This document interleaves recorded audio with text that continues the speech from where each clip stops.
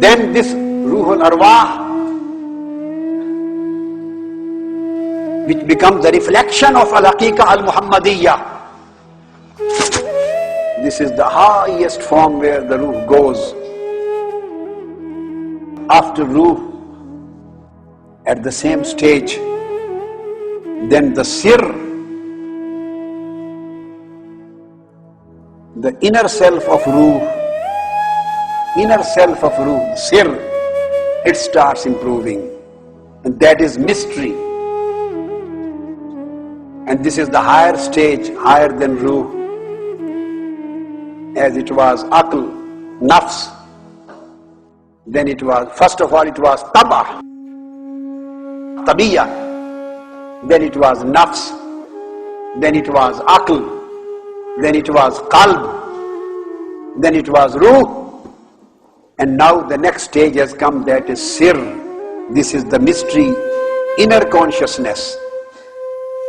And from Sir, it is improved. The Sir, it has again three stages. A Sirrul Mujarrad, detached mystery, detached inner consciousness. It is isolated, detached Sir, the mystery, the higher next world for Ruh. Then it achieved Sirrul Ilm. Then there is Sirrul Hal, Sir, mystery of knowledge.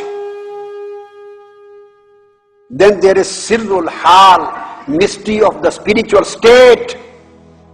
Then there is Sirrul Haqiqa, the mystery of reality, the mystery of absolute reality.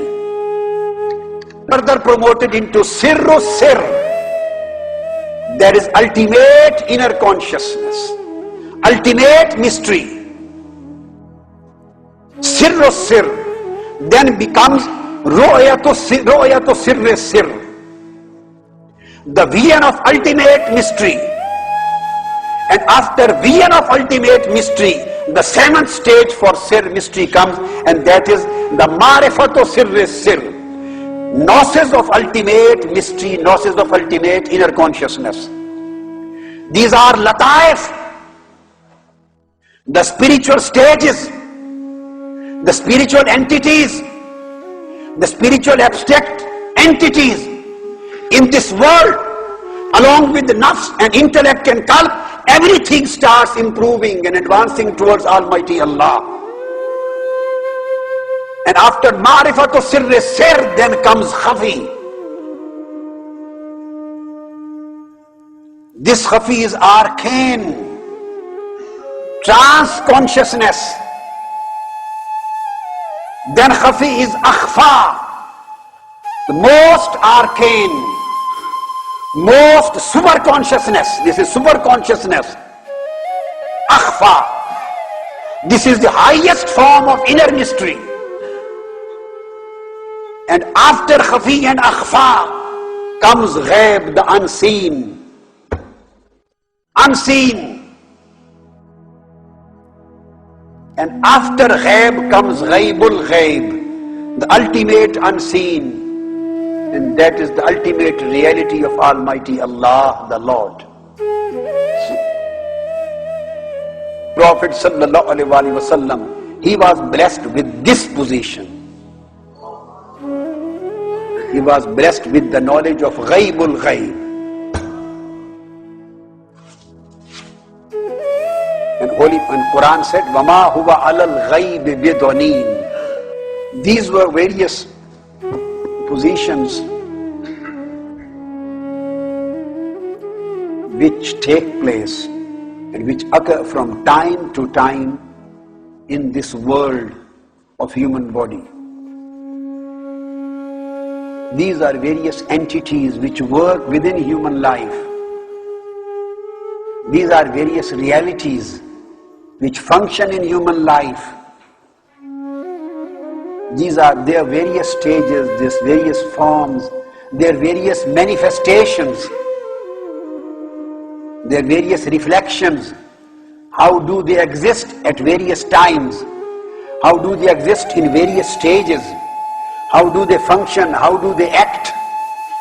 How do they demonstrate when they possess various positions and manifestations and various natures, what kind of changes occur into them, and how do these changes occur?